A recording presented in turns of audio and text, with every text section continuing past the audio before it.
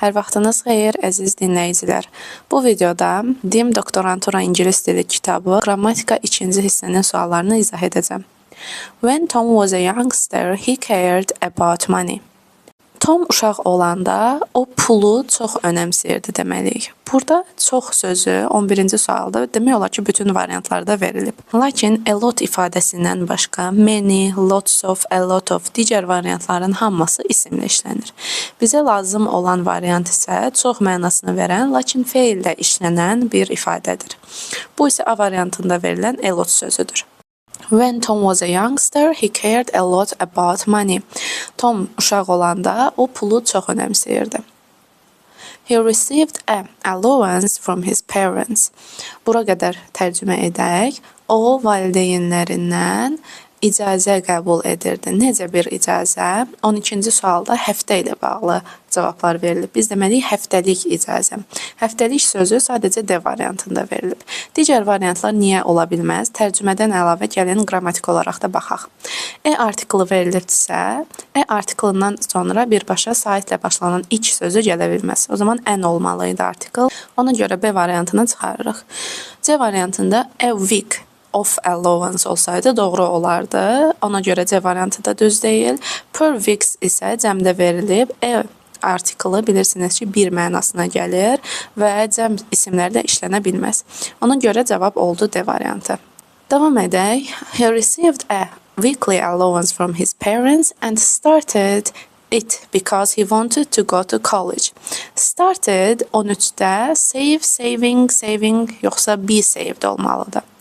Started sözündən sonra həm to save, həm də saving deyə bilərik. Həm to-dan istifadə edə bilərik, həm də ing-dən.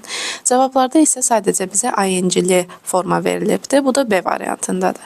To saving isə tamamilə yanlışdır. Həm to-nun işlənməsi, həm ing-nin işlənməsi doğru deyil. Və tərcümə bu şəkildə olur ki, o valideynlərindən həftəlik icazə aldı və kollecə getmək üçün pul yığmağa başladı. He opened a bank account for which he was paid extra money every month.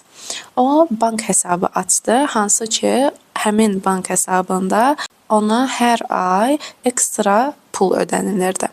His savings grew.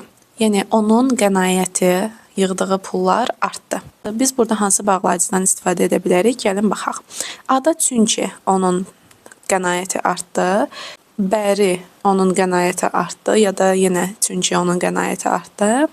While qənaəti artarkən cümlənin sonu yoxdur. B variantı amma uyğundur. So his savings grew. Beləliklə onun qənaəti artdı. One day Tom bought a lottery ticket and won $1 million.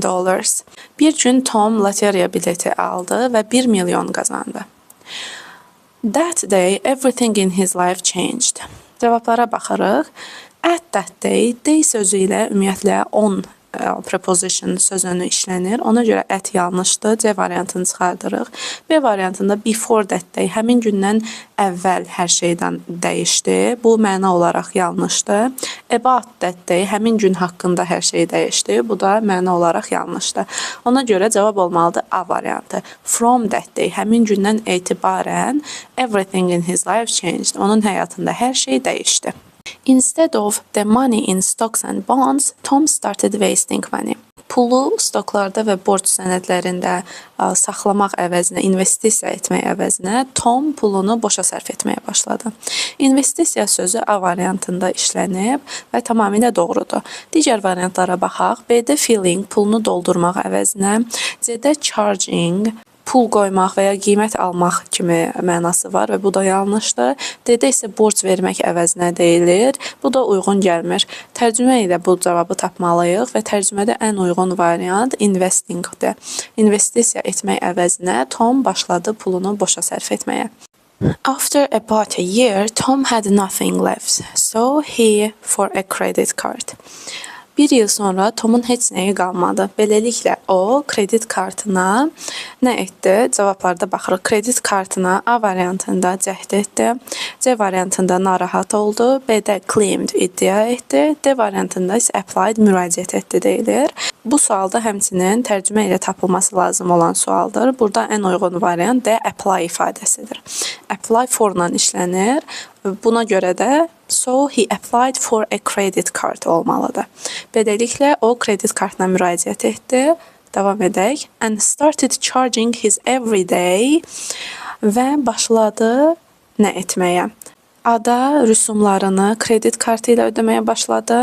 Expenses xərclərini, B-də prices qiymətləri, D-də isə miqdarları ödəməyə başladı. Burada da yenə biz tərcümə edirik və doğru cavab C variantı olur. Və başladı xərclərini, gündəlik xərclərini kredit kartı ilə ödəməyə. As time went on, Tom got his finances under, but he hasn't out of debt until now. Cümlənin ikinci hissəsindən görürük ki, Tom borcdan çıxa bilməyib mənasına gəlir. Buna görə biz deməliyik ki, o maliyyəsini kontrol altına ala bildi, lakin hələ də borcdan çıxa bilmədi. 19-cu sualda decontrol, kontrol sözünün tamamilə əksidir və bu o mənaya gəlir ki, Tom maliyyəsini kontrol altına ala bilmədi. B-də nizam-intizam qaydalar altına ala bilmədi. C-də standart altına ala bildi. D-də isə kontrol, nəzarət altına ala bildi olur. Ona görə cavab D variantıdır. 20-ci sualda but he hasn't out of debt until now. Lakin indiyə qədər o hələ də borcdan çıxa bilməyib. Nədənsə çıxa bilmək və ya bilməmək get out of something-dir. Cavab C variantıdır. Digər variantlar isə tərcüməyə uyğun gəlmir.